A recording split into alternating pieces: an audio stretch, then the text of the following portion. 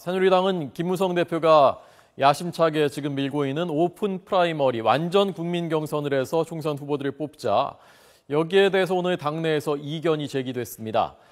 야당 새정치민주연합은 내년 총선 때 지금 현역 의원의 20%는 공천에서 아예 빼자라는 내용의 혁신안을 오늘 혁신위원회가 발표했습니다. 이승현 기자 나오십시오. 네, 국회 나와 있습니다. 네, 자 먼저 새누리당 얘기부터 자세히 해주시죠. 네, 내년 총선을 앞두고 새누리당 김무성 대표가 적극적으로 추진하고 있는 오픈 프라이머리, 완전 국민 경선제 도입을 두고 당 최고 중진 연석회의에서 의견이 엇갈렸습니다. 이 비박계 사선인 정병국 의원은 선거 때만 되면 개파 간 세대결을 하다 보니 공천 학살이란 말이 나오고 있다면서 이 보스만 바라보는 왜곡된 정치 때문에 국민 신뢰를 상실하게 됐다며 완전 국민 경선제 도입을 거듭 강조했습니다. 그러면서 야당의 권역별 비례대표제 제안에 대해서도 당리 당략으로 제시한 안이라도 의원 정수가 300명으로 합의된 전제라면 권역별 비례대표제에 대해서 적극적으로 고려해야 한다고 덧붙였습니다. 반면 친박계 이정현 의원 최고위원은 완전 국민 경선제에 대한 완전한 반대는 있을 수 없다면서도 새누리당만 실시할 경우 비용 발생, 또 역선택 등의 문제를 제기하면서 국민적 반대 여론이 나올 수 있다고 말했습니다. 이 최고위원은 그러면서 누구나 할 수 있는 문제 제기를 개파 간 대결로 보는 보도는 오해이며 신중을 기해야 한다고 지적했습니다. 네, 야당의 현역 20% 배제 얘기는 어떤 얘기입니까?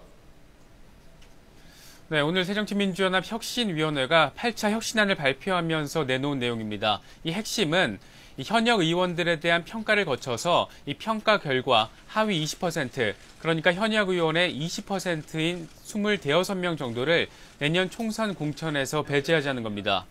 혁신위는 현역 의원에 대해서 지지도 여론조사 35%, 의정활동과 공약 이행평가 35%, 또 단면평가와 선거 기여도, 지역구 활동평가를 각각 10%씩 반영해서 평가하고 평가 결과에 따라서 하위 20%는 공천에서 배제하도록 했습니다.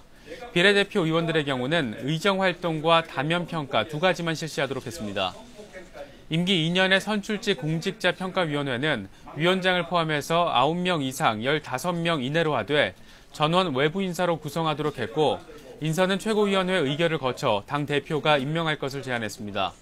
김상곤 위원장은 기존 공천은 개파의 이익을 대변한 면이 없지 않았고 이는 당내 갈등을 일으켜 국민 실망으로 이어졌다면서 혁신위의 새로운 공천 시스템은 실력과 도덕성, 정체성을 기준으로 삼을 것이라고 말했습니다. 혁신위는 조만간 혁신안의 핵심이라고 할 수 있는 전략공천과 비례대표 공천, 경선 방식 등 공천 개혁안을 발표할 예정입니다. 지금까지 국회에서 YTN 이승현입니다.